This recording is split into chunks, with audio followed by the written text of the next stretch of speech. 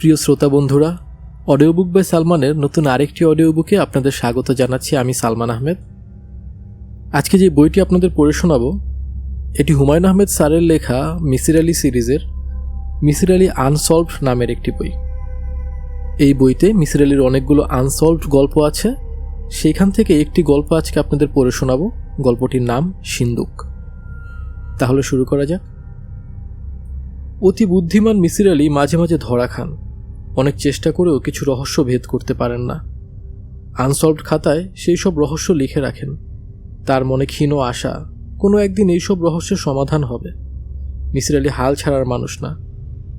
আমরা যারা সাধারণ মানুষ তারা হাল ছেড়ে দিই। প্রকৃতির রহস্যের কাছে পরভূত হয়ে এক ধরনের আনন্দও পাই। There are many things in heaven and earth বলতে আমাদের ভালো লাগে। মানবজাতি পরাজিত হতে পছন্দ করে না, কিন্তু প্রকৃতির কাছে পরাজয় সে নিয়তি ধরে নেয়। নিয়তির কাছে সমর্পণে সে কোনো সমস্যা দেখে না। মিসির আলি আনসলভে মিসির আলির কিছু গৌরবময় পরাজয়ের কাহিনী বলা হয়েছে। কাহিনীগুলি লিখতে গিয়ে আমি আনন্দ পেয়েছি। পাঠকরাও সম্ভবত পাবেন। সিন্দুক। মিসির আলির ঘর অন্ধকার।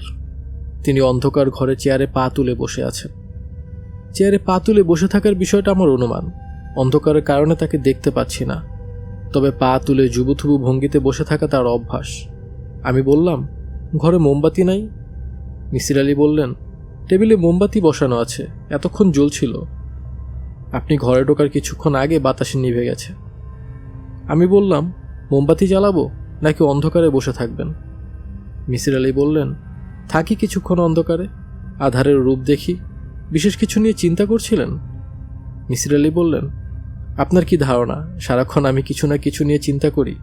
চিন্তার দোকান খুলে বসেছি। পকেটে দেয়াশলি থাকলে মোমবাতি জ্বালান। একা একা অন্ধকারে বসে থাকা যায়, দুজন অন্ধকারে থাকা যায় না। কেন? দুজন হলে মুখ দেখতে ইচ্ছা করে। আমি মোম জ্বালালাম। আমার অনুমান ঠিক হয়নি। মিসির আলি পা নামিয়ে বসে আছেন। তাকে সুখী সুখী লাগছে।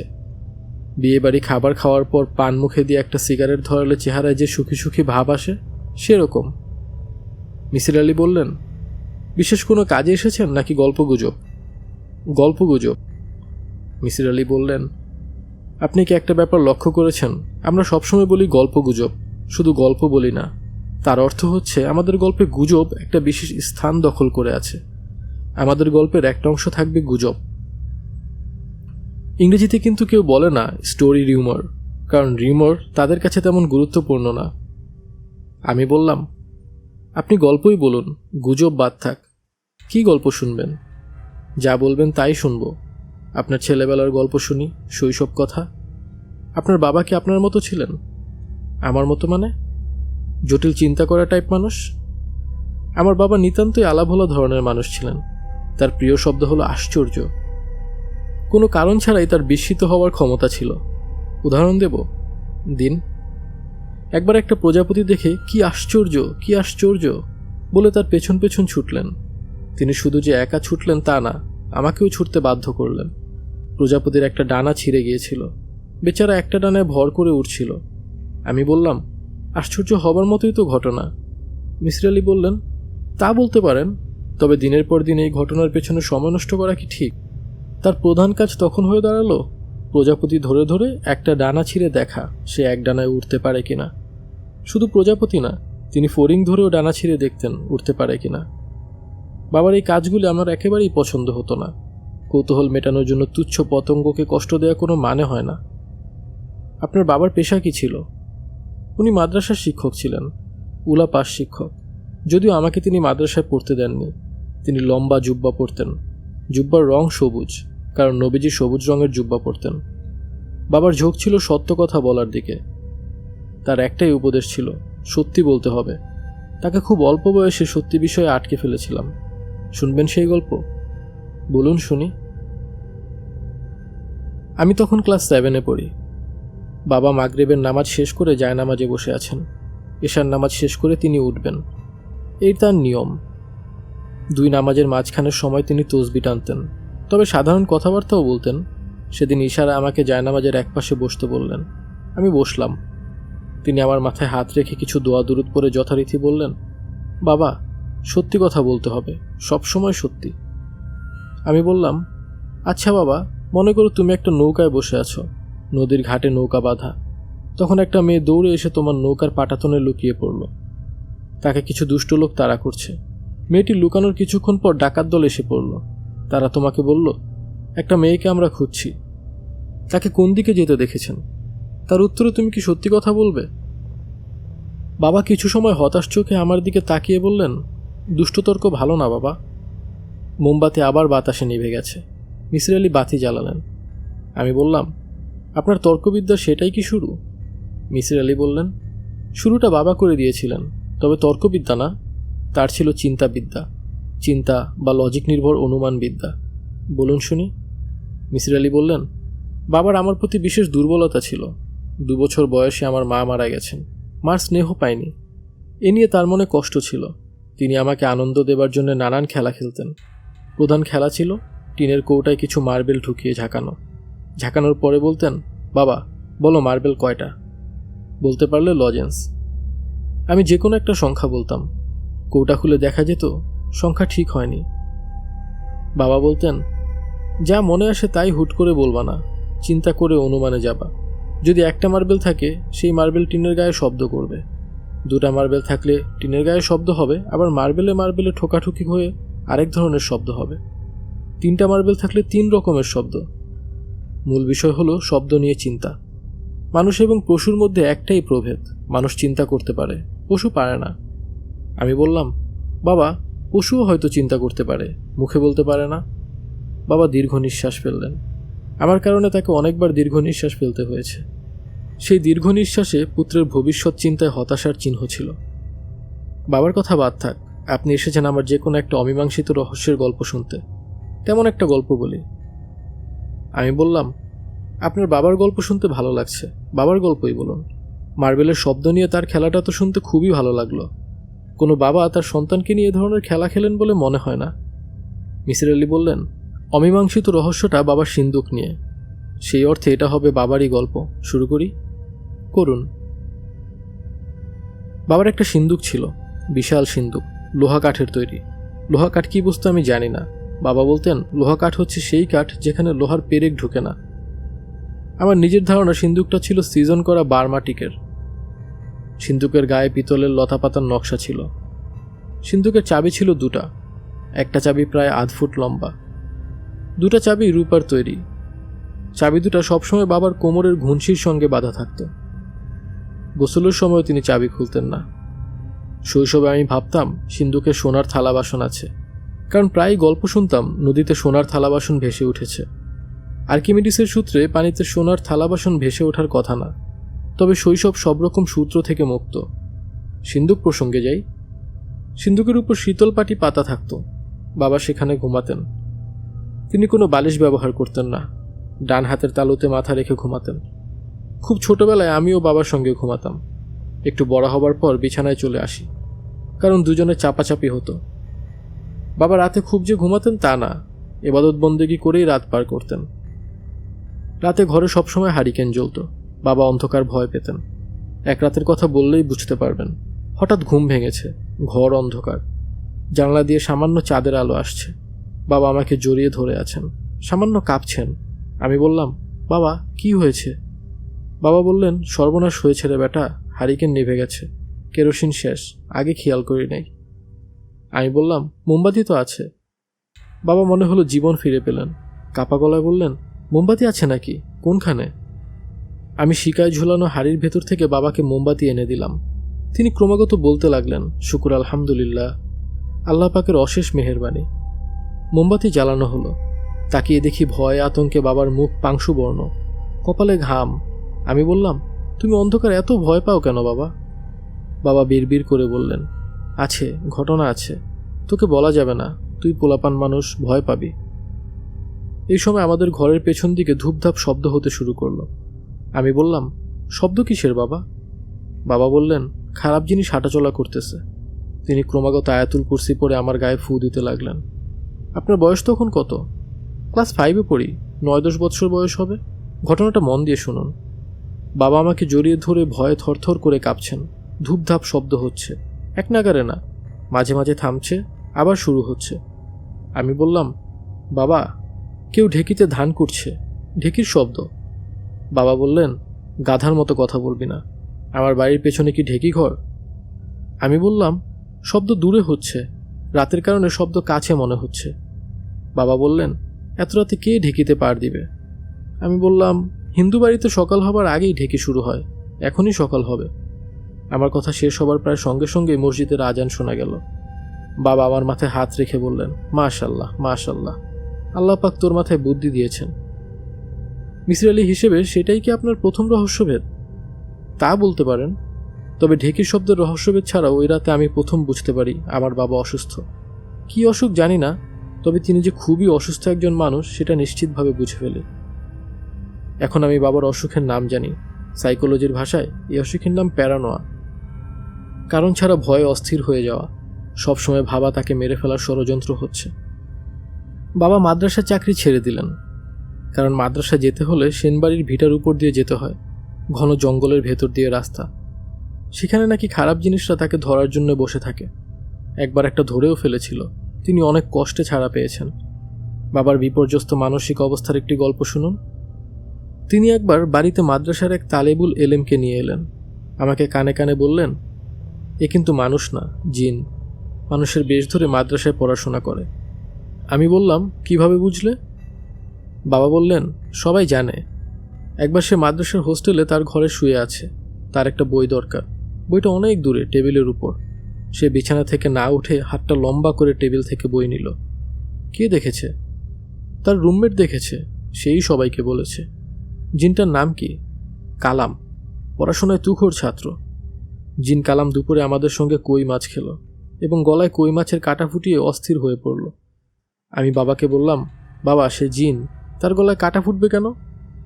বাবা বললেন, মানুষের বেশ ধরে আছে তো, এই জন্যে ফুটেছে। আমি বললাম, এখন কিছুক্ষণের জন্য জিন হয়ে কাঁটা দূর করছে না কেন? বাবা চিন্তিত ভঙ্গিতে বললেন, সেটাও একটা বিবেচনার কথা। মাদ্রাসার চাকরি ছেড়ে বাবা দিনরাত ঘরেই থাকতেন। তার প্রধান কাজ সিন্দুক ঝাড়পোছ করা, তেল ঘষা। আগে মাসে একদিন তিনি বাটিতে রেড়ির তেল নিয়ে বসতেন, সিন্দুকে তেল ঘষতেন। এখন প্রতি সপ্তাহে তেল ঘষেন, তবে সিন্দুকের ডালা কখনো খোলেন না। আমি একদিন বললাম, বাবা, সিন্দুকের ভেতর কি আছে? বাবা বললেন, সিন্দুকে কি আছে তা নিয়ে তোমাকে চিন্তা করতে হবে না। তুমি এই সিন্দুকের ধারে কাছে আসবা না, নিজের পড়াশোনা নিয়ে থাকবা। ক্লাস 5-এ বৃত্তি পরীক্ষা আছে, বৃত্তি যেন পাও সেই চেষ্টা নাও। তোমার নিজের টাকাতে তোমাকে পড়তে হবে, আমি অক্ষম। প্রায় দেখতাম বাবা সিন্দুকের গায়ে কান লাগিয়ে বসে আছেন, যেন সিন্দুকের ভেতর কিছু হচ্ছে, তিনি তার আওয়াজ পাচ্ছেন। এই অবস্থায় আমাকে দেখলে তিনি খুব লজ্জা পেতেন। ক্লাস 5-এ কি আপনি বৃত্তি পেয়েছিলেন? না, বৃত্তি পরীক্ষাই দেওয়া হয়নি। বৃত্তি পরীক্ষার সময় বাবা খুবই অসুস্থ, এখন মারা যান তখন মারা যান অবস্থা। আমি সারাক্ষণ বাবার সঙ্গে আছি। বাবার মাথা তখন বেশ এলোমেলো, সিন্দুকের চাবি তার ঘুনশিতে বাঁধা। তারপরও 2 হাতে চাবি চেপে ধরে বসে আছেন। তার একটাই ভয়, খারাপ জিনিসগুলি চাবি চুরি করে নিয়ে সিন্দুক খুলে ফেলবে, সর্বনাশ হয়ে যাবে। এক রাতের কথা, বাবার জ্বর খুব বেড়েছে। তিনি সিন্দুকের উপর ঝিম ধরে বসে আছেন। হঠাৎ আমাকে কাছে ডাকলেন। আমি তার কাছে গেলাম। বাবা বললেন, সিন্দুকে কান দিয়ে শুনতে দেখি, কিছু শোনা যায়? আমি সিন্দুকে কান রাখলাম। বাবা বললেন, কিছু শুনতে পাচ্ছিস? আমি বললাম, কি শোনা যায়? বুঝতে পারছি না। বাবা বললেন, সিন্দুকের ভেতর কেউ কি নুপুর পায়ে হাঁটে? আমি বললাম, বাবা বললেন, ভালো মতো শোন, পরিষ্কার করে বল, হা না, আমার সময় শেষ। তোকে সিন্দুকের দায়িত্ব বুঝাই দেওয়ার সময় হয়ে গেছে। দায়িত্ব বুঝাই দিতে পারলে আমার মুক্তি, তার আগে মুক্তি নাই। কি শোনা যায় বল? আমি বললাম, নুপুর পায়ে সিন্দুকের ভেতর কেউ হাঁটছে, থেমে থেমে হাঁটে। বাবা বললেন, এখন বুঝতে পারছিস কেন সিন্দুকে কান দিয়ে থাকি? বুঝতে পারছি। সিন্দুক খোলো, দেখি ভেতরে কি। বাবা রাগী গলায় বললেন, সিন্দুক খোলার নাম মুখেও নিবি না। আমার বাপজান মৃত্যুর সময় সিন্দুকের দায়িত্ব আমার কাছে দিয়ে গিয়েছিলেন। বলেছেন, কখনো যেন সিন্দুক না খুলি।